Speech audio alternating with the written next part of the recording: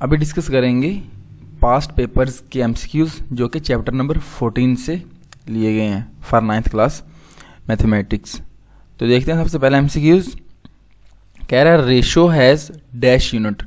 Ratio का कौन सा यूनिट है? किलोग्राम, मीटर, सेंटीमीटर क्यूब या नो एनी। तो इसके लिए हम जो है वो देखते हैं ये रेशो की डेफिनेशन को। रेशो की डेफिनेशन को आप बड़ी अच्छी तरह समझ लें क्योंकि आगे आने वाले जितने भी एमसीक्यूज हैं वो काफ़ी हद तक जो है वो इस डेफिनेशन से ही रिलेटेड है। कह रहा है recall that we defined ratio a ratio B is equal to a over b as the comparison of two alike quantities a and b called the elements terms of ए।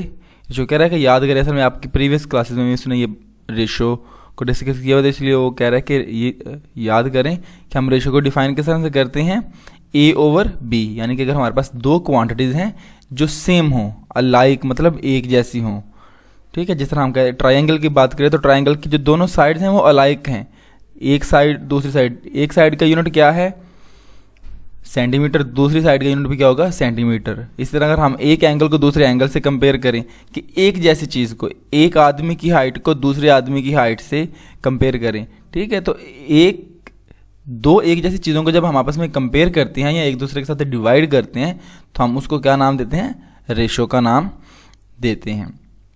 कह रहे elements must be expressed in the same units. Ratio में जो दोनों quantities हम जिनको divide कर रहे होते हैं उनका यूनिट क्या होता है? सेम होता है, ठीक है। जब यूनिट सेम होगा तो देखिए अगर ये ऊपर ए का यूनिट भी मीटर है, जब बी का यूनिट भी मीटर है, तो मीटर मीटर से कट जाएगा, तो लिहाजा जो एंड पे रिजल्ट आएगा उसका कोई भी यूनिट नहीं होगा। अगर हम हाइट की बात करते हैं कि दो बंदों की हाइट, तो एक बंदे की हाइट अगर जो है वो फुट में है, दूसरे बंदे की भी हाइट फुट में है, तो जब आप एक दूसरे के साथ डिवाइड करेंगे तो अगेन फिर भी कोई यूनिट नहीं बचेगा एंड पे, जो हमारे पास रिजल्ट आएगा। इसलिए ratio has no unit, ratio का कोई भी यूनिट नहीं होता। इसी को आगे ये भी डिस्कस कर लेंगे क्योंकि ये आगे आने वाले एमसीक्यूज में यूज होगा।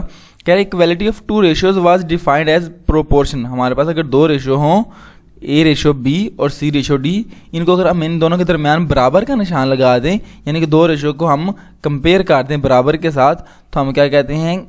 इस बराबरी को हम क्या नाम देते हैं? Proportion. That is if A ratio B is equal to C ratio D then A B C D and D are said to be in proportion. अगर दो रेशियोज के दरमियान इक्वलिटी का निशान हो, बराबर का निशान हो, तो हम कहते हैं कि ये क्या है? प्रोपोर्शन है, ठीक है। तो ये तो हमने ऑलरेडी डिस्कस कर लिया है कि इसका आंसर क्या है? No unit, no any, option number D. Next जो एमसीक्यूज देखते हैं, कह रहा था symbol of ratio is. Ratio का सिंबल क्या है? तो वो आपने देख लिया पीछे कि ये देखिए ए रेशो बी, यानी कि ये जो दो डॉट हैं ये रेशो का सिंबल होते हैं। तो हमारे पास जो सिंबल आएगा वो क्या होगा? Option number A. If A ratio B is equal to C ratio D then A B C and D are said to be in. ये हमने पहले एमसीक्यूज में डिस्कस किया कि अगर दो रेशियोज के दरमियान बराबरी का निशान आ जाए तो ये जो ए बी और सी डी, इनको हम क्या कहते हैं कि ये आपस में क्या है? प्रोपोर्शन में है। They are and are said to be in proportion, ठीक है। ये देखिए ये लिखा हुआ है कि अगर ए बी और सी डी इन दोनों के दरमियान बराबरी का निशान हो तो हम A B C and D को क्या बोलेंगे कि ये आपस में क्या है? प्रोपोर्शन में है, ऑप्शन नंबर सी। नेक्स्ट कह रहा है equality of two ratios is called. दो रेशियोज की इक्वालिटी, अगर दो रेशियो के दरमियान बराबरी आ जाए तो उसको क्या कहते हैं? प्रोपोर्शन कहते हैं। ये हमने थोड़ी देर पहले डिस्कस किया है। ये देखिए ए रेशो बी और सी रेशो डी इन दोनों के दरमियान बराबरी आ गई है, इक्वालिटी का निशान आ गया, तो हम इसको क्या नाम देंगे? प्रोपोर्शन का नाम देंगे। इसमें हमारे पास दो रेशो कौन सी हैं? ए रेशो बी एक रेशो है और सी रेशो डी दूसरी रेशो है। कह रहा था symbol used for similarity. Similarity के लिए सिंबल कौन सा यूज होता है? तो इसके लिए जो है हम पहले सिमिलैरिटी का कॉन्सेप्ट समझ लेते हैं कि सिमिलैरिटी से क्या मुराद है। अगर हमारे पास कोई एक डायग्राम हो, एक ट्रायंगल हो फॉर एग्जांपल, ठीक है, हम उसकी सब साइडों को एक जितना बढ़ा दें, ठीक है, उसको बड़ा कर दे, जूम कर दे, तो जो दूसरी डायग्राम बनेगी हम कहेंगे ये उससे क्या है? सिमिलर है। इसको फर्दर यूँ समझें। कह रहा है in triangle A B C correspondence D E F, की इन दोनों के दरमियान हम कोरिस्पॉन्डेंस डेवलप करते हैं।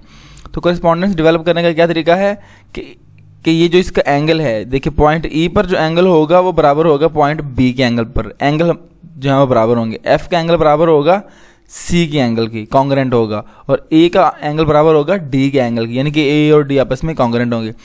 तो ट्रायंगल्स की सिमिलरिटी के लिए क्या होता है कि पहले तो इनके तीनों के एंगल आपस में सेम होते हैं। दूसरा ये कि देखें, अगर हम ये जो हमारे पास ए बी है और इसके कोरिस्पॉन्डिंग साइड कौन सी है, डी ई है। अगर हम ए बी को डी ई से डिवाइड करें, फिर हम क्या करें बी सी को ई एफ से डिवाइड करें, और फिर हम क्या करें ए सी को एफ डी से डिवाइड करें, तो आंसर सेम आएगा। सेम आंसर क्या मतलब है कि जितनी ये देखें, जिस हिसाब से ये देखें डी ई ए बी से बड़ी है, उतने हिसाब से ही बी सी ई एफ से बड़ी है। इसको आसानी के लिए यूँ समझिए कि अगर हमारे पास ए बी 1 है और डी ई 2 है, अब अगर बी सी 1 है तो ये ई एफ भी 2 होगी, यानी कि ये साइड इस साइड का डबल है, तो ये वाली जो साइड है ये भी इसके हिसाब से आधी होगी, यानी कि ये वाली जो साइड है ये उसके हिसाब से क्या होगी, बी सी के हिसाब से डबल होगी। ठीक है, तो ऐसी डायग्राम्स जो बिल्कुल दूसरी डायग्राम जैसी होती है लेकिन साइज में बड़ी या छोटी होती है, उसको हम कहते हैं ये आपस में क्या है, सिमिलर डायग्राम्स है। और ट्रायंगल के केस में हम किस तरह सिमिलरिटी चेक करते हैं कि तीनों साइडों की रेशियो लें आपस में, इस साइड की इसके साथ रेशियो लें, दूसरी साइड की दूसरी साइड के साथ रेशियो लें, और तीसरी की जो उसके कोरिस्पॉन्डिंग तीसरी साइड उसके साथ रेशियो लें, तो आंसर क्या आएगा, सेम आएगा। ये देखें A B over D E बराबर है B C over E F बराबर है C A over F D. और ये जो तीनों एंगल हैं ए बी सी, ए करिस्पॉन्ड करेगा डी को, बी करिस्पॉन्ड करेगा ई को, और सी करिस्पॉन्ड करेगा एफ को। तो इस सूरत में हम इन ट्रायंगल्स को क्या बोलते हैं, ये सिमिलर ट्रायंगल हैं। Then triangle A B C and D E F are called similar triangle which is symbolically written as. तो ये जो सिमिलर ट्रायंगल्स हैं उनको हम किस तरह लिखते हैं, देखें triangle A B C is similar, ये जो अप्रॉक्सीमेशन का साइन होता है ये बेसिकली सिमिलैरिटी का साइन है। यहाँ पे एक बात याद रखनी है कि जो कॉन्ग्रेंट ट्रायंगल्स होती हैं वो साइज में भी उतनी ही होती हैं, बिल्कुल साइज में भी सेम साइज का होगा, लेकिन सिमिलैरिटी में क्या होता है कि साइज आपका मुख्तलिफ हो सकता है, लेकिन साइज होना वैसा चाहिए जिसके साथ हम कंपेयर कर रहे हैं। तो बहरहाल इस क्वेश्चन का जो आंसर था वो क्या था, ऑप्शन नंबर डी था। हमने सिमिलैरिटी का निशान देखना था कि सिमिलैरिटी का सिंबल कौन सा होता है, वो ये देखें ऑप्शन डी है। बाकी हमने सिमिलैरिटी के कॉन्सेप्ट को भी अंडरस्टैंड कर लिया। नेक्स्ट मूव करते हैं, how many lines can be drawn through 2 points. अगर हमारे पास 2 पॉइंट्स हों तो उनके थ्रू हम कितनी लाइन ड्रा कर सकते हैं, तो सिर्फ हम एक ही लाइन ड्रा कर सकते हैं। ये देखें ए और बी 2 पॉइंट है, तो इनके थ्रू सिर्फ एक ही लाइन गुजर सकती है, 2 पॉइंट्स से के थ्रू और कोई भी लाइन गुजर नहीं सकती, सिर्फ एक लाइन ही उनके थ्रू गुजर सकती है। तो option number A. Congruent figures have, पीछे मैं आपको बता गया हूँ कि कॉन्ग्रेंट फिगर्स बिल्कुल एक दूसरे की डिट्टो कॉपी होती हैं। ये जब हमने पिछले चैप्टर में पढ़ किया था, ये देखिए ये तीनों जो दोनों डायग्राम हैं ट्रायंगल जो है ए बी सी और डी ई एफ, ये क्या है, कॉन्ग्रेंट है, यानी कि एक दूसरे के बिल्कुल साइज में भी बराबर होती है। जब दोनों का साइज बराबर है तो उनका एरिया भी बराबर होगा, सो लिहाजा congruent figures have same area. ठीक है, उनका एरिया क्या होता है, हमेशा सेम होता है। तो ये देखिए ऑप्शन नंबर ए जो है वो इसका आंसर है। कह रहा है dash non collinear points determine a plane, कितने जो है नॉन कोलिनियर पॉइंट्स होंगे तो प्लेन बनेगी। तो इसका ऑप्शन है आंसर है 3 पॉइंट्स। वो किस तरह, ये देखिए अगर हमारे पास 2 पॉइंट होंगे तो 2 पॉइंट से सिर्फ एक लाइन बनती है।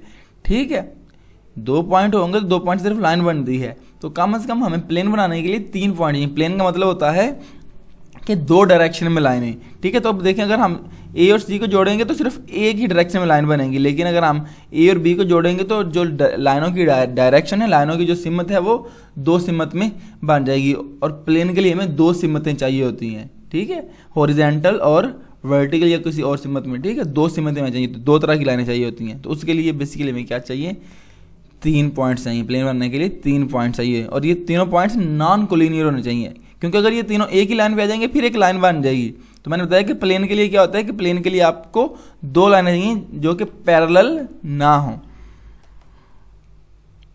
तो हमारा करेक्ट ऑप्शन है ऑप्शन नंबर सी। कह रहा है similar triangles are of the same shape but dash in size.